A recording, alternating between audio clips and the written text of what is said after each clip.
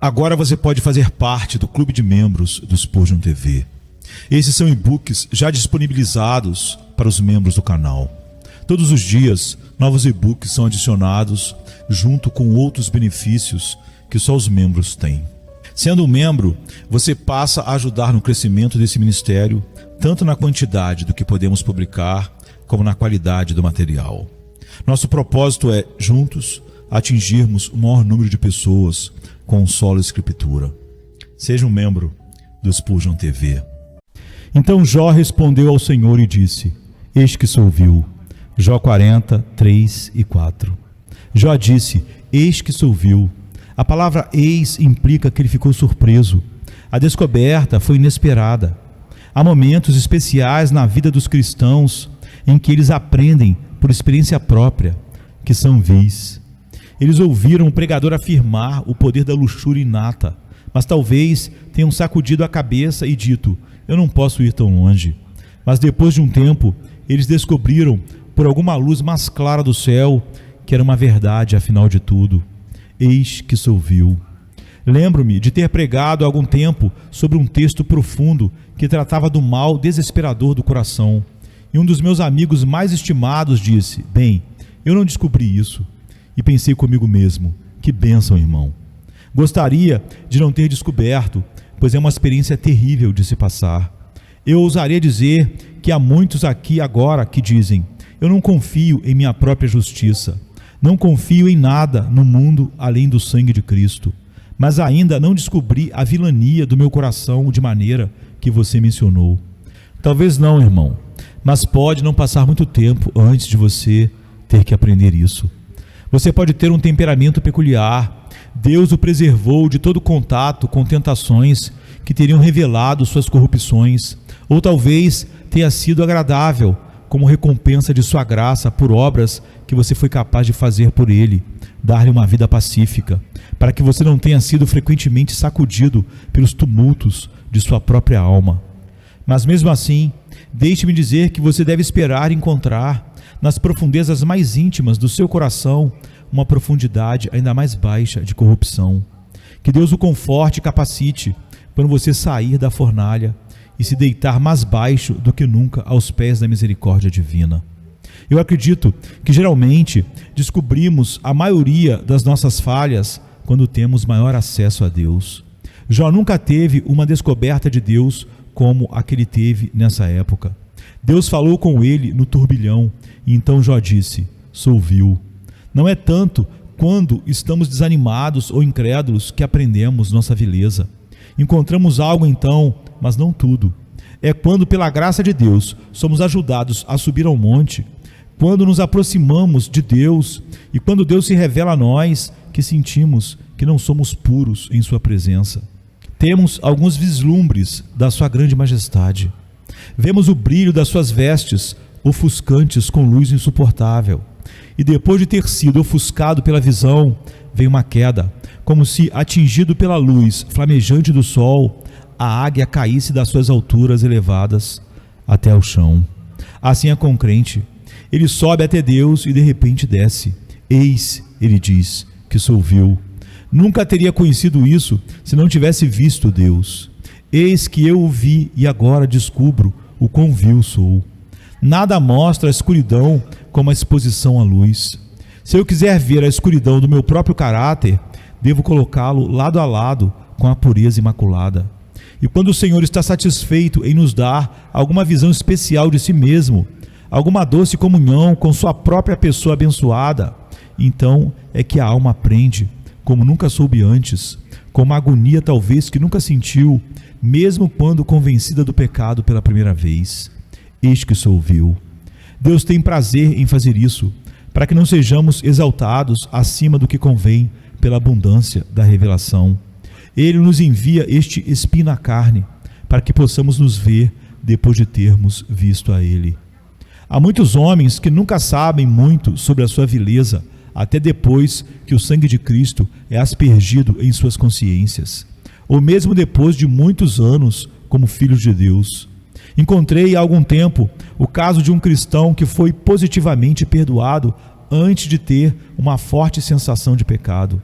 Eu não senti minha vileza até ouvir uma voz: eu mesmo sou aquele que apago as suas transgressões.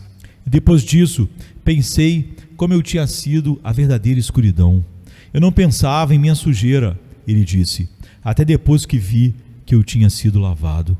Acredito que muitos dos filhos de Deus, embora tivessem alguma noção da sua negrura antes de chegarem a Cristo, nunca souberam o quão completamente vis eram até depois.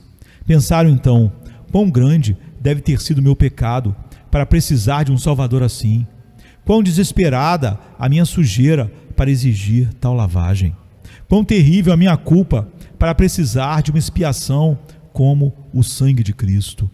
Pode ter certeza de que, quanto mais você conhecer a Deus e a Cristo, mais conhecerá a si mesmo e será obrigado a dizer, como nunca fez antes: eis que sou vil. Vil em um sentido extraordinário, mesmo que nunca tenha imaginado ou suspeitado antes. Eis que sou vil, eu sou de fato vil.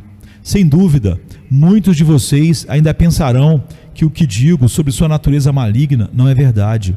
E talvez imaginem que a graça cortou sua natureza maligna, mas você sabe pouco sobre a vida espiritual, se supõe isso.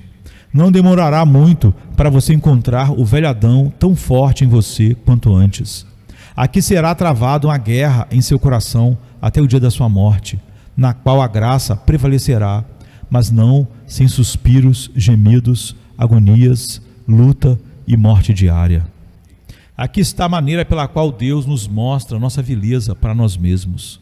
Agora, se é verdade que ainda somos vis, quais são nossos deveres?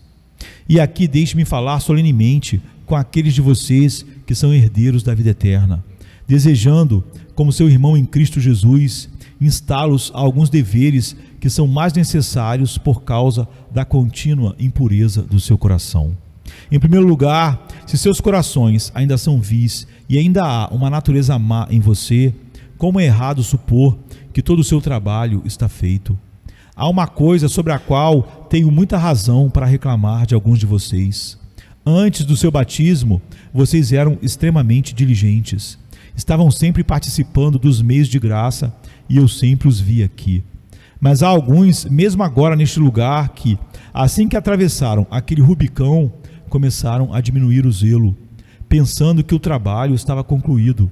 Digo-lhes solenemente que sei que há alguns de vocês que eram homens de oração, cuidadosos, devotos, vivendo perto e próximos do seu Deus, até que se juntaram à igreja. Mas daquele momento em diante, vocês têm declinado gradualmente. Agora, parece-me realmente uma questão de dúvida se tais pessoas são cristãs. Digo-lhes que tenho sérias dúvidas sobre a sinceridade de alguns de vocês. Se vejo um homem menos zeloso após o batismo, penso que ele não tinha o direito de ser batizado, porque se tivesse tido um senso adequado do valor daquela ordenança e tivesse sido devidamente dedicado a Deus, ele não teria voltado para os caminhos do mundo. Eu fico entristecido quando vejo um ou dois que costumavam caminhar conosco de maneira consistente, começando a escorregar. Não tenho nenhuma falha a encontrar com a grande maioria de vocês em relação à sua aderência firme à palavra de Deus. Eu bendigo a Deus que, por mais de 2 anos, vocês têm se mantido firmes e fiéis a Deus. Eu não os vi ausente da casa de oração, nem acho que seu zelo tenha diminuído. Mas há alguns que foram tentados pelo mundo, que foram levados a se desviar por Satanás, ou que, por alguma mudança em suas circunstâncias, ou alguma remoção para longe, se tornaram frios e não diligentes na obra do Senhor. Há alguns dos meus ouvintes que não são tão sinceros quanto antes. Meus queridos amigos, se vocês conhecem a vileza de seus corações, veriam a necessidade de ser tão sinceros agora como eram antes. Se quando vocês se converteram, a velha natureza de vocês fosse cortada, não haveria necessidade de vigilância agora. Se todas as suas paixões fossem completamente extirpadas e toda a força da corrupção estivesse morta dentro de vocês, não haveria necessidade de perseverança. Mas é justamente porque vocês têm corações maus que eu os aconselho a ser tão sinceros quanto antes, para despertar o dom de Deus que está em vocês e olhar para si mesmos com a mesma atenção que antes. Não imaginem que a batalha acabou, homens. É apenas a primeira trombeta convocando para a guerra. Essa trombeta parou e vocês acham que a batalha acabou. Digo-lhes que não, a luta acabou de começar. Os exércitos acabaram de sair e vocês acabaram de colocar sua armadura. Ainda há conflitos por vir, sejam sinceros. Caso contrário, aquele primeiro amor de vocês morrerá e vocês ainda sairão de nós provando que não eram dos nossos. Cuidado, meus queridos amigos, com a apostasia. É a coisa mais fácil do mundo e, no entanto, a coisa mais perigosa do mundo. Tomem cuidado para não perderem o zelo inicial. Cuidado para não se esfriarem, nem que seja um pouco. Você já foi fervoroso e zeloso. Continue assim e deixe o fogo que já ardeu dentro de você ainda o animar. Seja sempre um homem de força e vigor, alguém que serve a Deus com diligência e zelo. Além disso, se a sua natureza má ainda está dentro de você, quão vigilante você deve ser. O diabo nunca dorme, e sua natureza má nunca dorme, e você não deve dormir também. O que eu vos digo, digo a todos: vigiai. Essas são as palavras de Jesus Cristo, e não há nada que precise ser repetido mais do que a palavra vigiai. Podemos fazer quase qualquer coisa melhor do que vigiar, pois vigiar é um trabalho muito cansativo, especialmente quando temos almas sonolentas para vigiar. Vigiar é um trabalho muito fatigante. Há pouca honra clara a ser obtida por ele e, portanto, não temos a esperança de renome para nos animar. Vigiar é um trabalho que poucos de nós, infelizmente, realizam corretamente. Mas se o Todo-Poderoso não tivesse vigiado por você, o diabo teria levado embora há muito tempo. Queridos amigos, eu ordeno que vocês vigiem constantemente. Quando a casa ao lado está em chamas, como as pessoas rapidamente se levantam de suas camas, e se tiverem materiais inflamáveis, os removem da propriedade e vigiam para que sua própria casa não se torne presa do elemento devorador. Você tem corrupção em seu coração. Observe a primeira faísca, para que não incendeie sua alma. Não durmamos como os demais.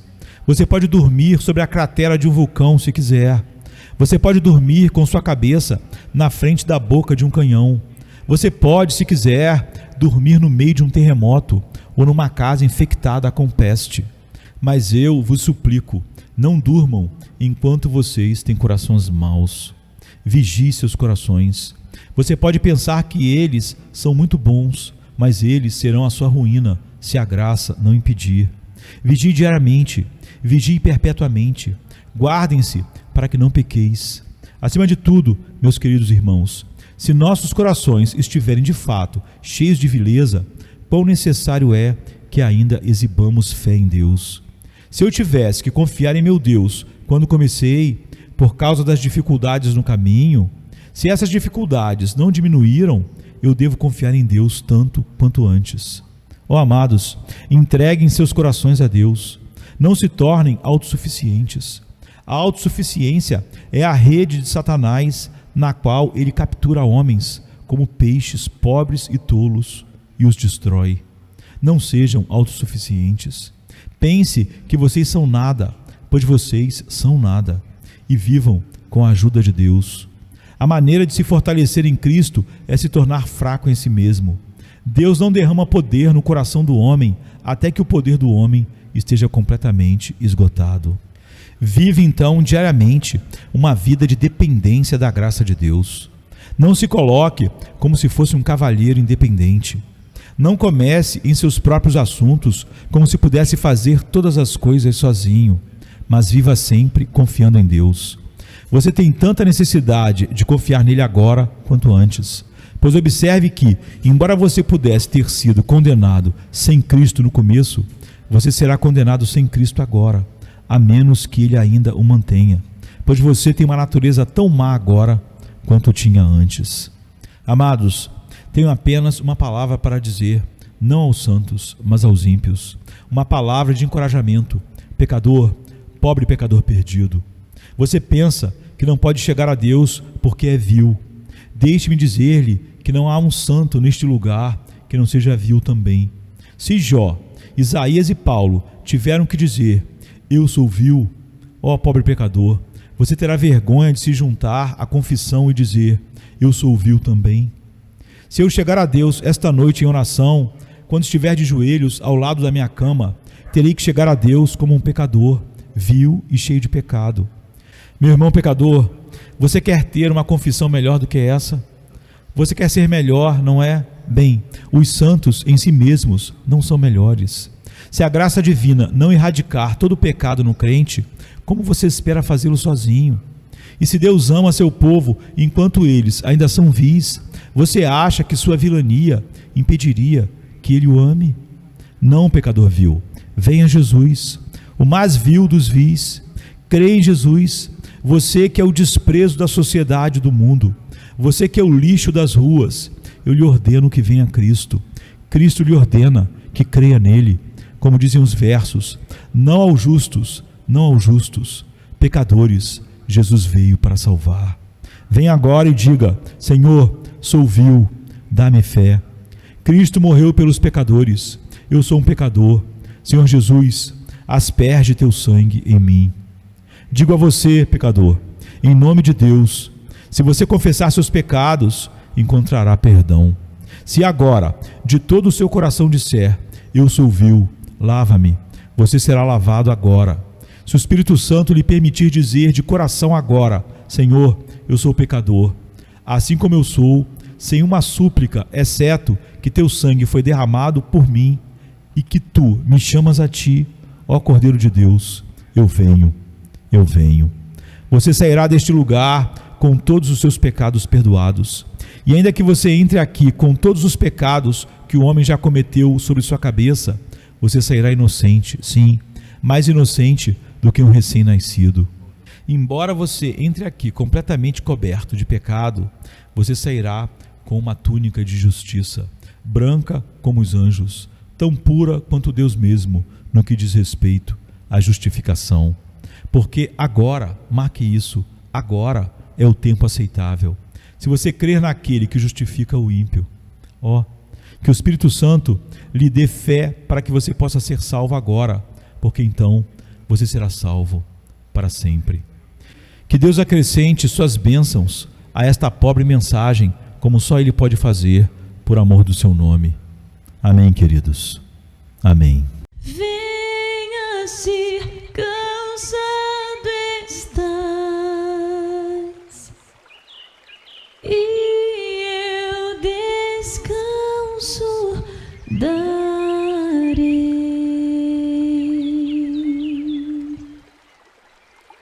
Tu descansarás.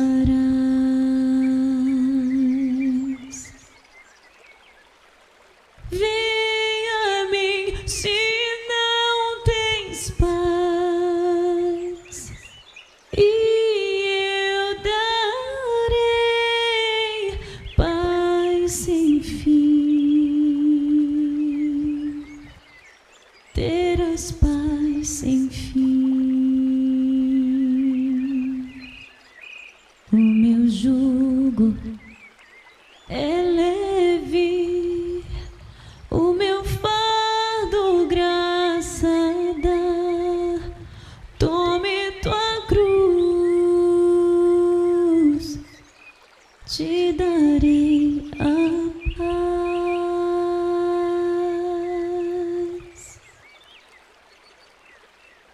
Venha o aflito e lhe darei paz, minha paz darei.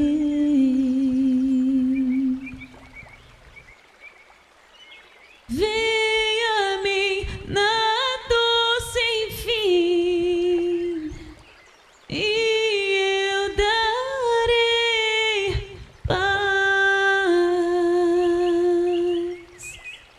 darei minha paz.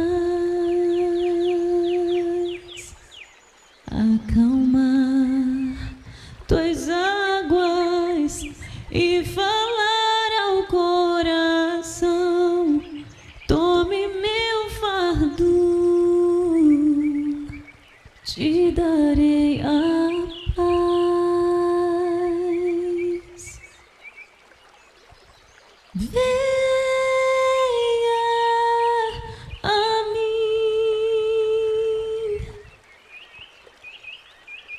venha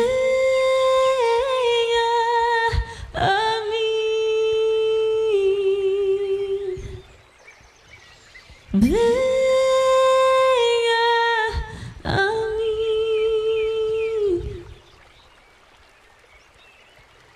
a minha graça te chama, a minha graça te salva.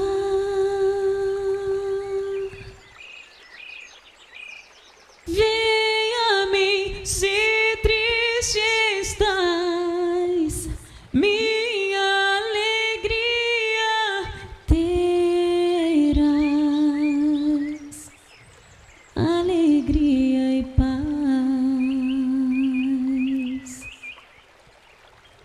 Venha a mim na tua escuridão, eu sou a luz do mundo, sou a tua luz. Voarás como águia, tua força eu serei. Tome a cruz, te darei a paz.